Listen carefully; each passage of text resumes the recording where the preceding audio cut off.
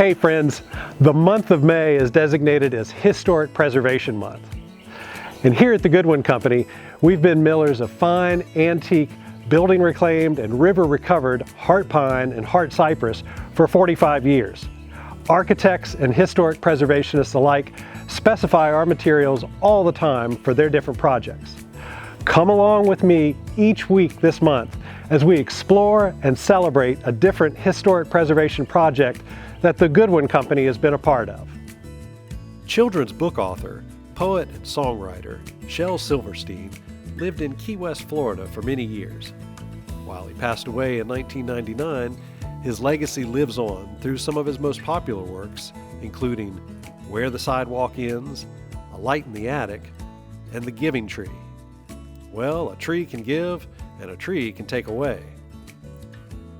In September of 2017, the winds from powerful Hurricane Irma blew over two massive banyan trees in front of the home that Silverstein lived in for years.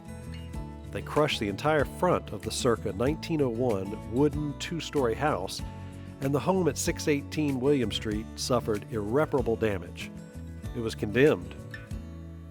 The current owners engaged Scott Hutton of Kanga Construction to completely demolish the home and then rebuild an exact replica. And that's exactly what he did.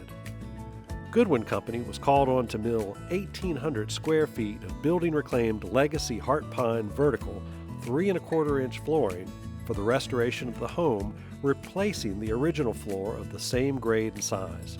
We also produced the stair treads. In a heartwarming twist, the homeowners had the banyan trees trimmed and stood back in place in the hopes that they will reroot themselves, a fitting tribute to Silverstein and the Giving Tree.